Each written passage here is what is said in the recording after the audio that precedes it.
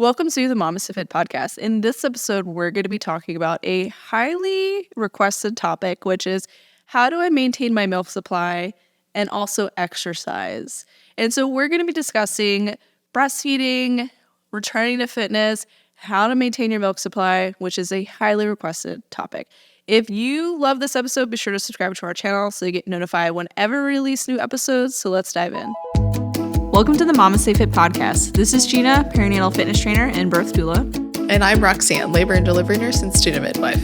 And this is the MamasteFit Podcast, where we empower you on your prenatal fitness, birth, and postpartum return to fitness journey. Our podcast shares how to move throughout your pregnancy to stay strong and comfortable, because pain is not a requirement of pregnancy. Understand the science of birth and how to approach recovery after birth.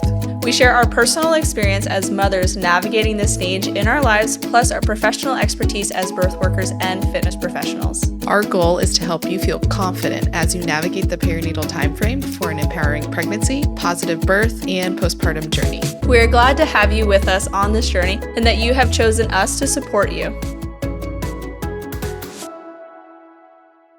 So in this episode, we're going to be talking all about breastfeeding, maintaining your milk supply, and then also returning to fitness, because that's obviously what we talk about here at MamasteFit, is how to move through your pregnancy, move into the postpartum, the benefits of exercising through both phases.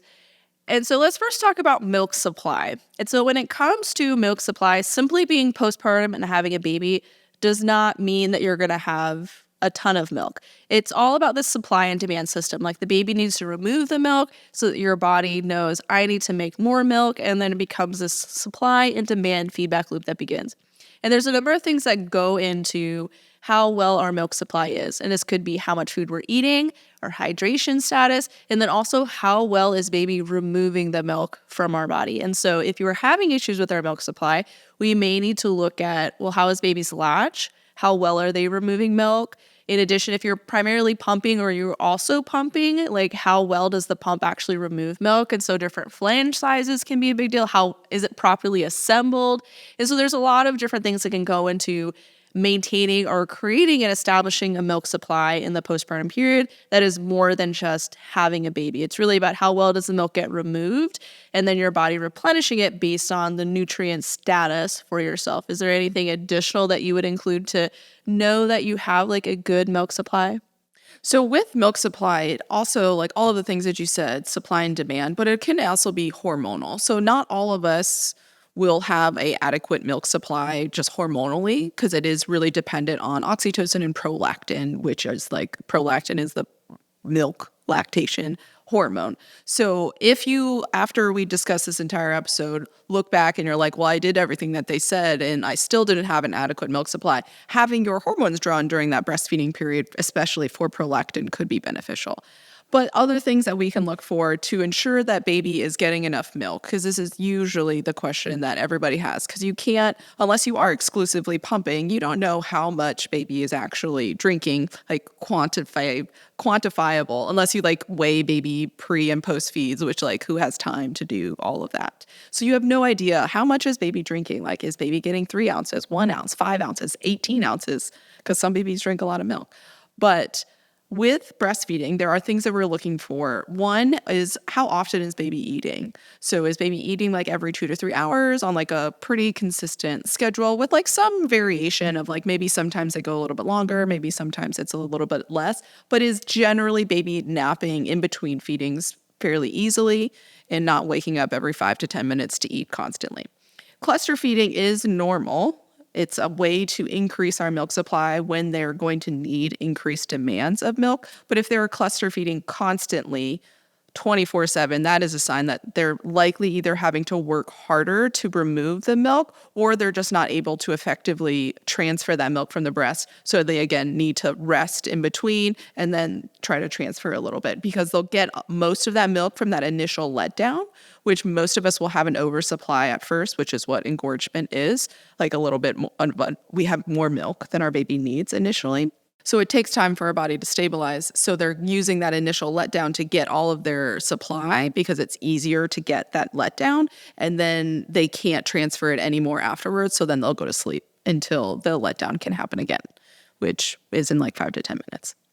The other things is looking at baby after the feed. So they could fall asleep and you're thinking, well, when baby falls asleep to the breast, they're likely getting enough milk. But what do they look like when they're sleeping? Are they relaxed? Their hands is probably my biggest thing, especially in those first few months, is their hand relaxed? And sometimes like babies can naturally have like a relaxed fist, but can you easily open it? Or is it kind of like you're like prying that hand open because they're tense? Sometimes even like their neck rolls, like some babies have rolls, but like when you look at their rolls, is it look like there's like a lot of tension, like really red within those rolls because they're just holding tension in their shoulders, in their neck, and in their hands. Tension within their body is likely that they're not relaxed enough because they didn't get that full feed. So they're holding some tension within their body. And then peeing and pooping. If a baby is not getting enough food, they will likely not be able to meet like the recommendation of pees and poops in a day. So 6 to 8 wet and dirty diapers a day. Some babies will do more, but like 6 is like that minimum. Like we want them to at least have 6 wet and dirty diapers. And then obviously weight. I don't use each of these indicators separately. So if baby's meeting their weight, then they're fine. But if baby is gaining weight consistently, they're having those wet and dirty diapers, they're relaxed between feeds, and they're not cluster feeding 24/7. If you look at all of those things, likely that baby is getting enough milk. They're transferring it well, and then that is how you can know that your baby is doing well. If one of those things is off, like so maybe baby isn't gaining enough weight or they're not meeting their diaper count, then you still need to investigate to make sure that maybe it's just a one-off thing, this baby's unique, or something else is going on. I think the one, like the weight, a lot of people kind of just hold on to the weight, like your baby's gaining weight, they're fine. But some babies compensate really well. My daughter compensated really, really well. And she was super, super chunky until around 3 months. Our milk supply, that's when it's like super stabilized, where the supply demand has been established of how much milk they're removing and how much milk your baby needs. That's around the time where if a baby who was compensating really well will start to decrease in their weight chart because now you really don't have the milk anymore. Whereas before, again, we had that a little bit oversupply, they can kind of compensate a little bit longer. Once that milk kind of stops being there because they haven't removed it, this is when the weight will start to decrease. I usually find that's when my letdown stops being as strong too, is like that 3 to 4 month mark as well. And because this is when, again, it's not as much supply and demand because it has kind of been established. And so the nutritional needs that we have, or the nutritional demands that we have when we're breastfeeding, we need more calories to sustain breastfeeding. It's like 450 to 500 calories. Some folks will say like 800 calories additional, but it's like a substantial amount of increase in caloric needs that we have when we are breastfeeding. And then if we add on exercising on top of that, we need to think about, okay, how much am I burning, like just from my workouts? How much am I burning for my just daily living? And then add on breastfeeding on top of that. And so our caloric demands in the postpartum are going to be higher than outside of our breastfeeding time frame. And if we're working out, they're going to be even higher than that. And so my biggest piece of advice is if you are trying to work out and then also breastfeed and you want to ensure that your milk supply is sustained, is to eat enough food. Not be super fixated on the weight loss aspect in the postpartum time frame. Don't restrict your calories. Like, eat enough food and your milk supply will be sustained. And so if we have 20% or more of a caloric deficit, so we're receiving 20% less what we need to sustain ourselves, your milk supply will begin to drop at that point because your body does not have enough fuel in order to make the milk that you need. And so even if baby has a great latch, the removal has been really great. If you are not eating enough food, you will see your milk supply begin to drop. And so my recommendation, try not to fixate on weight loss in the postpartum time frame. Focus more on maintaining your milk supply, exercising to feel good in your body, to be pain-free within your body. So focusing more on that function versus aesthetics in the postpartum time frame is going to be really beneficial when it comes to helping you maintain your milk supply. So our caloric needs are higher when we're breastfeeding, like 450 to 500 more calories a day is what we need. We also need to be thinking about ensuring that we don't have more than a 20% caloric deficit. So if we're only meeting 80% of the calories that we need per day, if we start to drop that even more, our milk supply is going to be impacted by that. So eating enough food is going to be crucial to maintaining your milk supply. And that's kind of it. Like, make sure the milk gets removed and eat enough food. And drink water. And drink enough water. Hydrating. Hydration is also really beneficial as well.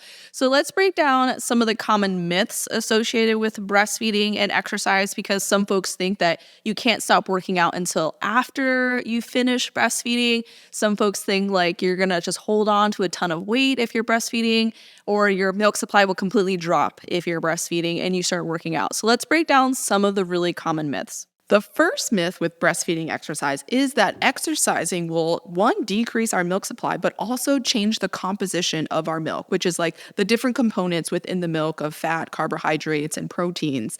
This can negatively affect both of those things. But studies show that this is not a thing. It doesn't affect our milk supply and it doesn't affect the composition, but it does improve our mental health, which is a huge thing in the postpartum. It's, as we've discussed multiple times on our podcast, mental health in the postpartum period is really important.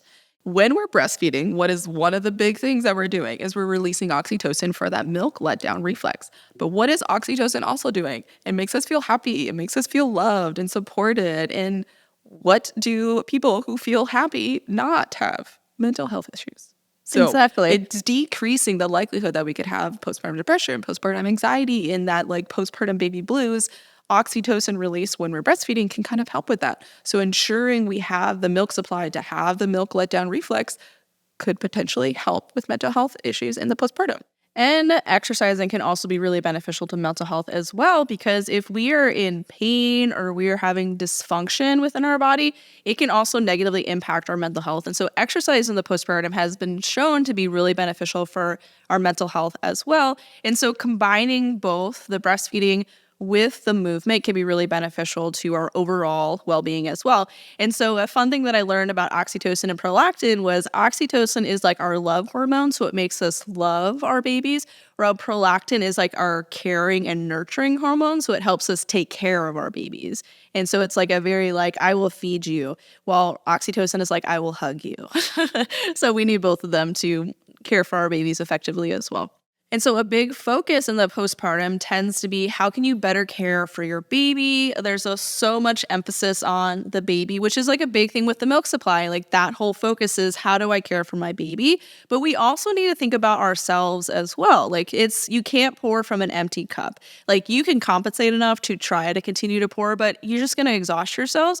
And so if doing something helps you feel good, both mentally and physically, like exercising, that is a great thing to incorporate into your daily routine, into your weekly routine, and know that it's not going to negatively impact your milk supply. And so it is okay to choose to do things that benefit you, that put you at the forefront, even maybe put yourself in before your baby or your children, but know that doing that is not going to actually negatively impact the milk supply, which is, I think, sometimes something that is what folks are worrying about, is like, well, I don't want to put myself first and then negatively impact the other people that I really care about in my life.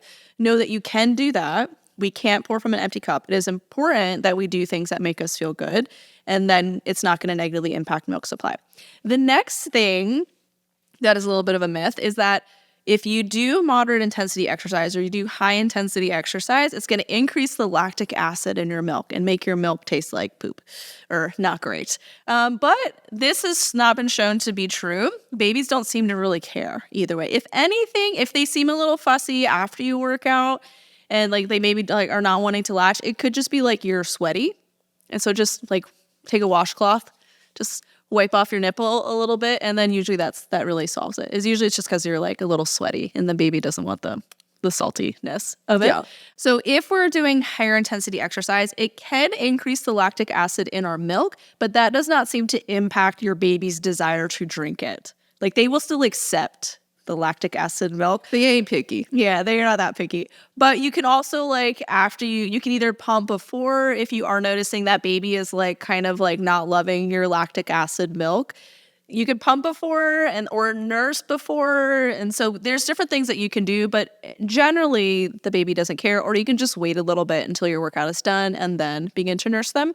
But typically, again, babies, it doesn't seem to impact their ability to want to accept the milk. If you are noticing that they're a little bit more fussy after the workout, it could just be that you're sweaty and just kind of wiping off. Just personal history. None of my kids cared after I worked out, even when I was like running. So I was like super sweaty afterwards. My son was like, please give me that milk. Yeah, I have not actually had an issue at all, but that was like something that I saw recommended if your baby was more fussy, but I have not had that experience after. Because if you think like exercise is not the only time you're going to be sweaty. Like if you go outside when it's 70 degrees or 80 degrees and you just walk down the street, you could get sweaty and the babies still take it. The third myth is that you should wait to begin exercising until after you get done breastfeeding, which for some of us can be over a year, can be 2 years, 3 years. That's a long time to not be doing any sort of like activity within your life. And so some of the reasons for this is if you are breastfeeding, your estrogen levels are going to be much lower, which could impact your recovery from your workouts. It could negatively impact muscle growth because of the decrease in this hormone. But, we still want to exercise. Like, we're probably not going to be doing, like, super high intensity. Like, we're not going to the CrossFit Games. That's always our example of, like, the pinnacle We're not of going to the Olympics. human physical feats is CrossFit Games. We're not going to the Olympics. And so just being mindful of how we feel during our workouts and, like, thinking about the intensity level is going to be really beneficial. And then knowing that we may need more time to recover from workouts while we are breastfeeding. And so maybe if we do a 90% effort workout, we might need a little bit more active recovery in between our workouts. So really thinking about the mobility, really think about the stretching and the active recovery modalities can be really beneficial while you are breastfeeding because your body may have a harder time recovering. But this doesn't mean that you should not exercise at all because exercise is incredibly beneficial for us. And so one of the things that could be happening while we are breastfeeding or could happen during pregnancy is the calcium within our bones can become decreased. And so this can affect our bone density, which could increase your risk of developing things like osteoporosis, like later on in life. And so when we're exercising now, we need to be thinking about our old lady bodies as well. And so exercising in the postpartum timeframe also can help to increase bone density, which can reduce your risk of developing osteoporosis later on in life, especially weight training. So resistance training is going to increase the density of those bones. In addition, exercising in the postpartum period, even if you are breastfeeding, helps to increase the density of our tissues and our muscles as well, which is what is going to help us recover from common postpartum issues like diastasis, help to strengthen our pelvic floor, help to reduce lower back pain, and so overall being more comfortable and functional within our bodies, because it's also really hard to navigate motherhood being in pain. Like if you're having a hard time getting down on the floor or getting off the floor, picking up your kid is painful. That's going to make navigating motherhood very, very challenging. And also, again, coming back to mental health, impacting our mental health. So should you wait to exercise until you're done breastfeeding? No, you can absolutely exercise while you are breastfeeding, but we may need to be more mindful of recovery. It may take a little bit longer for us to recover, not only because of the decrease in estrogen, but also we're probably more sleep deprived. There's demands of motherhood. There's other things going on that may just decrease our overall energy levels and just make it harder to recover from workouts. So we can incorporate more active modalities into our workout routine. So the mobility, stretching, the yoga, we can also incorporate like foam rolling or like myofascial releases with like lacrosse balls, like yoga balls, or the Theraguns. So there's different tools that we can incorporate to help us recover from our workouts. And we may need to be more active about those while we are breastfeeding because our recovery is probably going to be a little bit more challenging. The last myth that we want to talk about is that you don't even need to worry about exercising when you're breastfeeding because you're going to just lose all that weight just because breastfeeding is a great weight loss tool. And yes, for some people, it can be a really great way to lose weight because of the increased caloric demands that is involved with creating breast milk. But this is not the case for everybody. So I hate when people are like, oh, well, don't worry about the weight will just fall off of you because you're choosing to breastfeed. And then that gives people false expectations because not all of us will just lose all of our weight because we're choosing to breastfeed. Some of us hold on to that weight because our body needs it to create this breast milk for our baby. And so knowing that it's still safe for you to exercise and you don't have to rely on breastfeeding is important. And it kind of sets you up for expectation management that if weight loss is something that you're thinking about, exercise is fine. It's also important to know, and we emphasize this kind of over and over again on our podcast, on our social media platforms, is weight loss does not need to be the goal in the postpartum timeframe. You do not need to be smaller and take up less space to get your check mark in the postpartum timeframe. Like, that is not a requirement by any means. And weight loss does not equal healthier either. So like Roxanne's instance, for example, after her second postpartum or her second baby, she lost a ton of weight really quickly because she had postpartum depression, which is not ideal, not a good strategy. Unhealthy weight loss. Yeah, and so it's like, we can all applaud her for losing all of the weight. Which many people did. They're like, congratulations, Roxanne. Oh, like, I'm so look jealous of you. great. You look so great. Okay, well, great. I'm not sleeping well. I haven't eaten in 2 days because I'm so stressed. Yeah, so not healthy is essentially. So weight loss does not need to be the goal in the postpartum timeframe. It is okay to be cool with the way that you look. And so for me, for example, and because I still struggle with it as well, I am still 10 pounds heavier than I was pre-pregnancy. I'm 4 months postpartum, and I still have 10 extra pounds on me. And I had a moment where I was like, why do I still have this extra weight? Like, I don't understand. And then I was like upset at myself for being upset that I weighed more, because why am I letting misogyny work over me? Like, I should be beyond this of being upset. So then it became this whole spiral. But it was still something that bothered me because it's so deeply ingrained in us as women to be smaller, to take up less space, that it's a source of pride to look like that pregnancy did not impact you in any way. But weight loss does not need to have that type of power over us. Like, we can focus more on how we feel within our bodies, how well our bodies function, and how well our bodies can take care of ourselves and the people around us instead of being smaller by any means. So I do want to acknowledge that a lot of us feel this pressure, but it does not need to be our focus. And sometimes losing a lot of weight really fast is also not healthy. Yeah, and it could affect our milk supply. And so if we are complimenting somebody on their sudden weight loss, we also need to be aware that there might be something negative happening in the background that is causing that as well. So, congrats, Roxanne. You didn't look like pregnancy affected you at all with your mental health struggles. Yeah, I was just severely underweight. Yeah, that's not good. That's not good. Yeah. So now let's go over some practical tips to breastfeed while also working out, because again, an easy way to maintain your milk supply is to nurse your baby more frequently or to remove the milk. And if your baby is with you while you are working out, an easy way to do that is to nurse them during your workouts, which means you need to be wearing clothing that allows you to nurse during your workouts. Not all of us work out with our babies, and so if you're not working out with them, just wear whatever you want. But for me, my kids are usually with me, and I'm usually stopping in the middle of my workout to feed my baby. And so I'm going to wear nursing friendly sports bras. But now that I am 4 months postpartum, I need to be wearing supportive nursing sports bras because I'm doing a little bit more jumping and running. And so I'm not wearing my little flimsy bralettes anymore because these girls are bigger than they normally are. And usually we could, somebody will be holding onto their chest as they run on the treadmill because they didn't realize today's workout had running in it. So supportive nursing sports bras can be really helpful. Love and Fit is my personal favorite nursing sports bra. They have a strappy back one that is super cute because I also don't like to wear nursing sports bras that look bulky. They look like a nursing sports bra. I don't love it. I want to look cute in my workout clothes. Yeah. Not that your appearance means anything, but it does. So I really want to feel good in the clothes that we're wearing. Yes, I do. Yeah. I wear the strappy back. It's 2.0 or something like that. No, we'll put it in the show notes. We'll put it in the show notes.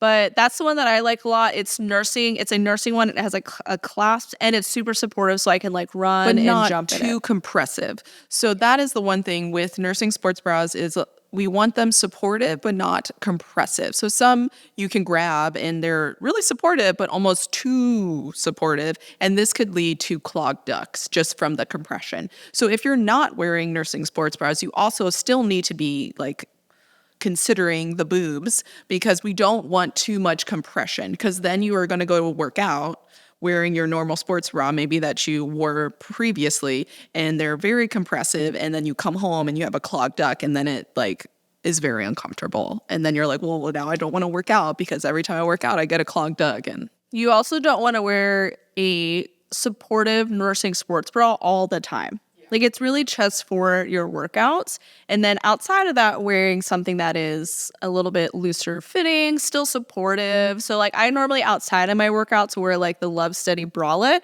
But I've also been really loving the Bodily, like, breastfeeding bra line. Like, those ones are designed by an IBCLC. And so, like, there's, like, no compression at all, but it's still supportive and really nice. So wearing something outside of your workouts that is not a sports bra can also be really helpful to support, like, your milk supply and your breast comfort.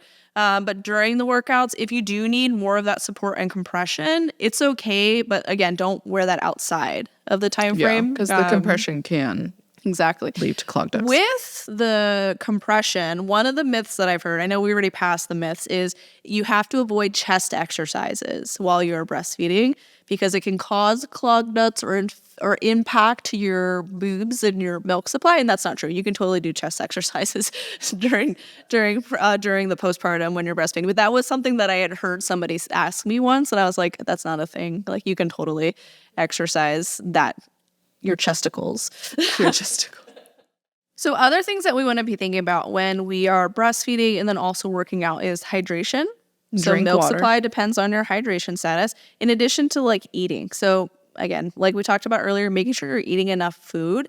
You don't have to, like, stuff your face before your workouts. And it's like nutrient dense food. Yeah, so you it's not don't like need- going to McDonald's to reach your caloric demand, but it's eating nutrient dense food that My is fueling your pediatrician body. keeps, every time he sees me for one of Zoe's appointments, is like, all right, now make sure you put that extra chocolate on your sundae. And I'm like, I understand what you're trying to do. I appreciate the sentiment, but I can eat, like, if I want to eat ice cream, I'll eat ice cream. Don't worry, dude. Like, I like these black and white cookies. I demolish boxes of it. She Lily, does. Roxanne's daughter, stole one of my cookies, and I was, like, visibly To be fair, upset. I bought Gina 3 black and white cookies I the other was day at a pizza shop. Visibly up. These ones are way better than My those kid ones. can take one visibly cookie. upset.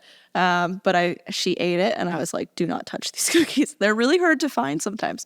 Anyways, so he's so always send like, Gina black and white cookies. he's always saying, "Make sure you eat your hot fudge sundae," and I'm like, I'm totally fine with eating snacks and, like, eating junk, like, and cookies and cakes and stuff.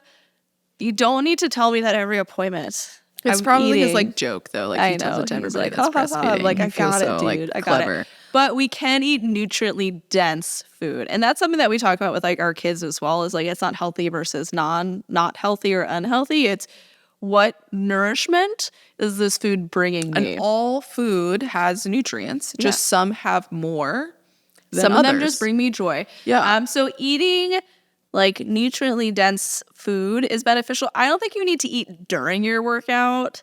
No. Or, I like, think having a immediately snack, before is needed. But eating Depending on how after long. your workouts within, like, 30 minutes to an hour can be really beneficial, especially for us as women with this lower estrogen level. Protein. Eating like a protein snack, a protein shake, something immediately after your workout can be really, really helpful with helping with your recovery after your workouts. Again, we want to be really active with our recovery modalities, which includes nourishing our body after our workouts.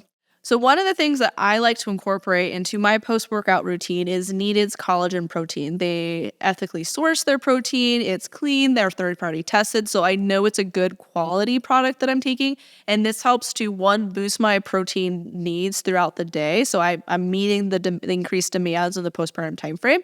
In addition, it's helping me to recover from my workouts as well. So I throw the collagen in, like, my morning coffee. I throw it in my morning protein. I have a hyperfixation meal that I just eat every day to make it easy on myself. So that helps boost my protein intake early in the morning. And then after my workouts, I'll drink some collagen afterwards to help with that recovery immediately after as well.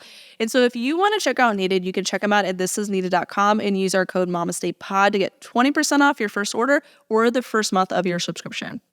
In addition to taking some protein immediately after your workout, we also want to be thinking about hydration throughout our workout as well. And hydration is more than just water. we want to be thinking about like electrolytes and incorporating a little bit more to our water as well. Yes, drink water throughout your day. Our hydration demands are going to be a little bit higher while we're breastfeeding. You may just feel thirsty all the time. You will feel thirsty, honestly, a lot. Yeah. More. And so I have just like this giant water bottle that I just carry around with me everywhere I go. And I just drink from that like throughout the day. And I can definitely tell when I don't drink enough water because I am like physically in pain by the end of the day, and the hydration needs are definitely much higher. But I also like to put like Element into my water, so some hydration salts. There's so many different brands out there. Element is just my personal favorite.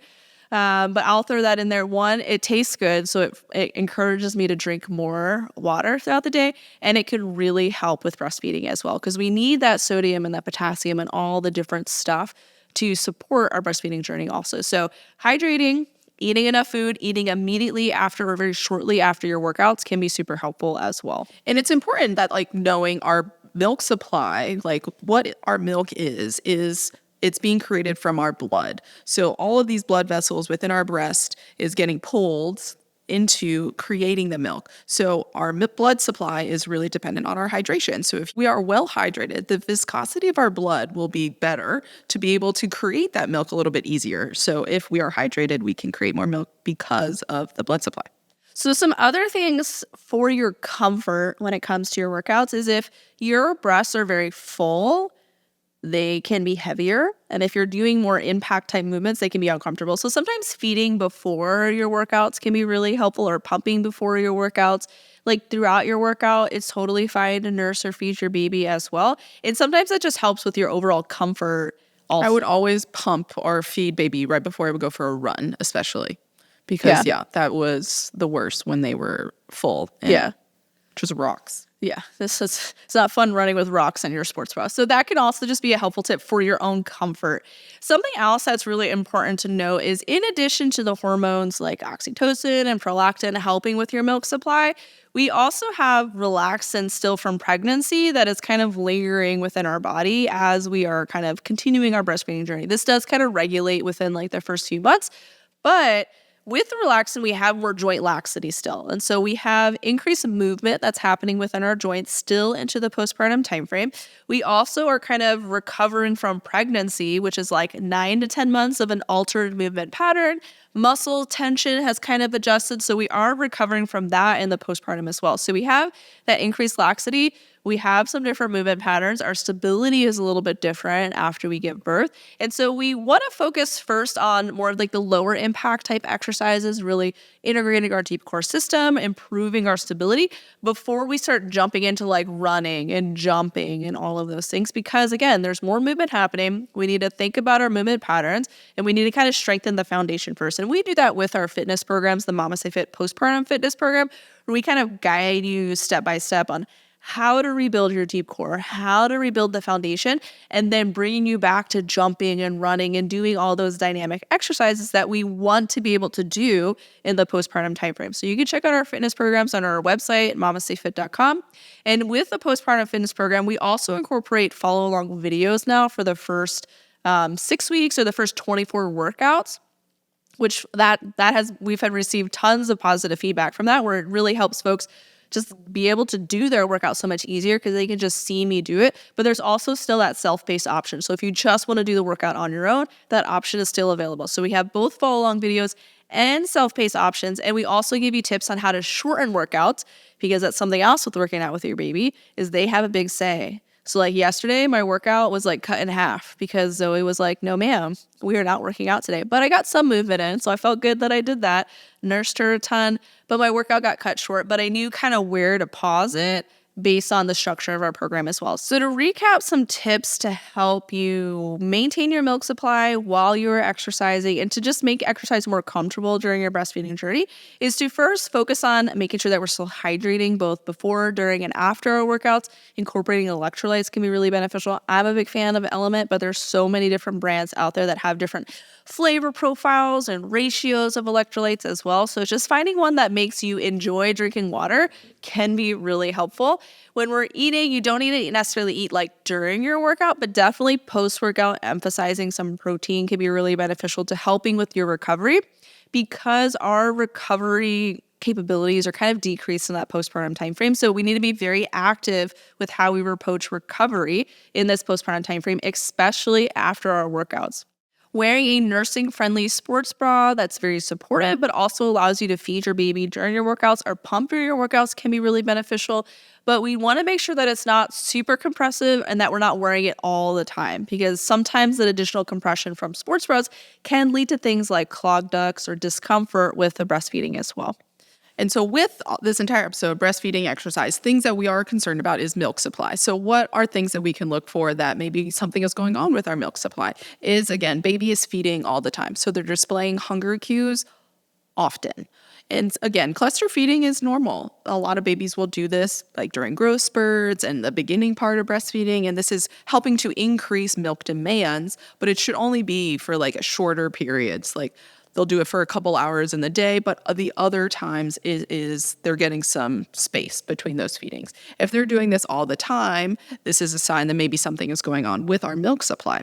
Something that I found to be really helpful to know kind of when these little bursts of growth spurts and like cluster feeding are probably going to happen is I use this app called Wonder Weeks, which tells you your baby's like leaps. And so what a leap is, this is like a really cool concept that I learned about during my first, is there's like this big mental jump that our babies make with their understanding of the world. And so the way that we perceive the world right now as adults is not the way that our baby is perceiving the world. So like when they're first born, they don't recognize that they're their own little person.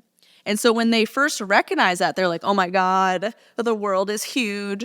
And then there's like a leap where they recognize distance. They can perceive distance. And so when you walk away, they get more upset. And this helps to encourage them to crawl. And then there's one where they perceive like depth and like patterns. And so there's all of these different like mental jumps that they make, which is like a really sudden change. And so you may notice with your baby that one day they're like a little potato, and then like the next day, it's like overnight, they're like reaching for stuff. And you're like, what? How did this just happen? So these are mental leaps that have been like deeply researched. There's like a whole book on it, and there's an app. And so you can input your baby's due date because it's based on their gestational age, not their like actual age. And it'll give you like a little time frame of like, in this like week-long period, your baby may be more fussy. And during those week-long periods, they also tend to have like a little bit of a growth spurt, like their head size like increases. And so that may be associated with more cluster feeding as well. So if you have the app, I think it's like $5, you can kind of like have a better idea of when these periods are going to be. And I have found that it has aligned pretty well with all of my kids. Like it might be like a few days off. Yeah. But it's like, okay, this like little time frame, Zoe is learning something new. She's a little bit more fussy. We're not getting quite as much sleep. And then all of a sudden it's like that. And she's like doing a new skill. Yeah. And it's pretty incredible. So that app can also be super beneficial. I have been a big fan of it to know, is this cluster feeding or is something else going on? So cluster feeding, again, it's completely normal, but it's not when it's 24/7 or constantly, that is not normal. And that could be something that's going on with our milk supply. Other things is babies, how is baby looking? Is baby super tense? Their hands. Are their hands like in a fist? At the end of the feed, if you lift their hand up, does it just drop? Or do they kind of fight it as it goes down? Those are like easy things that I usually like at the end of the feed, just like lift their arm up. And if it just drops, I'm like, they're good. This is those babies that are milk drunk. We want those milk drunk babies that are like, at the end of those feeds. If your baby is still tense at the end of the feeds, they're likely still hungry, but they're tired because they worked really hard because there's not that milk that is easily able to come out. And then also their dirty diapers. So are they peeing 6 to 8 times during a day? Are you changing 6 to 8 diapers in a day? If not, we want to look into it because that means if they're not getting food in, they're not going to pee it out. Or they're just like using up everything that they're drinking and then they're not peeing it out. So that is another big indicator. And then obviously their weight. If they're not eating enough, they're not going to gain weight. But if one of those things is off, we're going to inspect and figure out what's going on. If like all of them are off, obviously then something is for sure going on. And I do want to talk about like milk supply. There are times that like with cluster feeding, there's not as much milk readily available, but there's never a time period where we have no milk in our breast. It's just they have to work harder to get the milk when you're like, they're more empty quote unquote. But there's always milk there. Just like if at the end of your feed, you went and hand expressed, some comes out, but you do have to express a little bit harder than you would at the beginning of a feed where it just like squirts out from the lightest touched. So you still always have milk there. It's just they have to work harder to get it, which is why they get tired. So who can you, if there is a supply issue that you're suspecting, who can you reach out to? Obviously, your pediatrician is going to be able to tell you about the weight because they're going to do a weight at your pediatric visits. But an IBCLC or a lactation consultant can be a really great resource to be able to investigate what's going on with babies. So like, why is baby not latching well? Or why do you not have the milk supply that you're needing? And then after you rule out potentially baby's latch, because sometimes they have that good latch, but maybe hormonally something's going on. After they rule it out, then maybe speaking with your primary care for yourself to see if maybe like there's hormonal issues that are leading to the supply. Because not all of us will have the ability to have a milk supply. So ruling out obviously baby and then going to you is usually the steps that I recommend.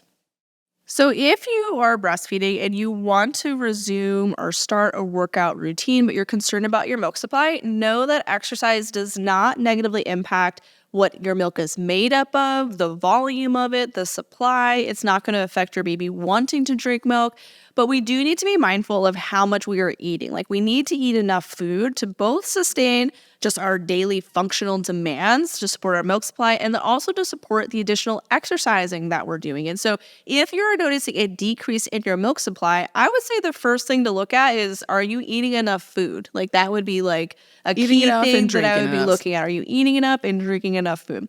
If you are doing both of those things, then maybe it's baby's latch, maybe there's something else underlying going on. So for me personally, I have had a very positive breastfeeding experience other than like the first week or two with my first baby. But other than that, it's been a very positive experience for me. And then having my babies with me during my workouts, there are moments where I am more frustrated because I just really want to get my workout done, but my baby has other ideas of what we're going to be doing. And so giving myself a lot of grace in this postpartum timeframe as I am navigating this journey with my baby, it has been very beneficial and like very positive for me overall. Do I get to do all of my workouts? No, I don't. And it's okay. Like this is a season of life. I have accepted that it is not going to be the same as pre-kids. And that's okay. I'm not training for the same things that I did pre-kids. Like right now, I am specifically focusing on training to feel good in my body, to function well as a mother, to like if there's any sort of fitness goals that I have, achieve those fitness goals, and then training for my old lady body. I know that the things I do now are going to be really beneficial for old lady Gina. In addition to having my kids with me as I have been working out has been really positive for them as well. And so like my baby right now, she just kind of lays there and she's just tummy time and like hangs out and stuff. But my toddler will like try to copy me.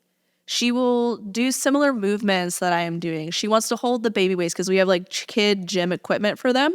And so I'm modeling this behavior for her and she wants to copy it and she wants to be involved with it. Like my oldest, she wants to lift weights because she wants to be strong like mommy. She understands like how important it is to incorporate a fitness routine. And so she wants to be involved in it as well. And my son is the same way. And so all of my kids are very involved in my daily fitness. They see both me and my husband exercising. They get to be a part of it. We have equipment for them. And so it's just modeling this love for fitness for them as well, which I think is kind of a side benefit of incorporating your baby into your workout. It's hard sometimes, like working out with a baby and a toddler is challenging and frustrating, but knowing that it does result in a kid that really likes working out and fitness. And I mean, my kids are not like doing 3 rounds, 10 reps, like Like they play and they do a few reps of squats and then they run over there and they build an obstacle course. Like we're not training our kids like to go to the Olympics in 2030 or anything like that. But they enjoy moving their bodies and exercising because we have been able to model this love of fitness for them, which comes into exercising while you're breastfeeding, starting at a really young age when their babies can be super beneficial. So if you are worried about exercising and your milk supply, hopefully this episode was helpful for you in understanding that there is a lot that you can do to support your milk supply, to support a return to fitness, and then also to just kind of support the relationship between you and your baby as you kind of navigate this journey together. So if you want more support throughout your postpartum timeframe, check out our online postpartum fitness programs where we guide you step by step on how to rebuild, to reconnect, to heal from pregnancy, and navigate and meet the demands of motherhood. You can check out our postpartum fitness programs on our website at MamasteFit.com and use code STORY10 to get 10% off any of our online offerings. And this podcast is sponsored by Needed, a nutrition company focused on the perinatal timeframe that both Gina and I have utilized. We love their collagen in the postpartum and pregnancy. And if you want to try them out, head to thisisneeded.com and use code MamastePod to get 20% off your first order or the first month of your subscription.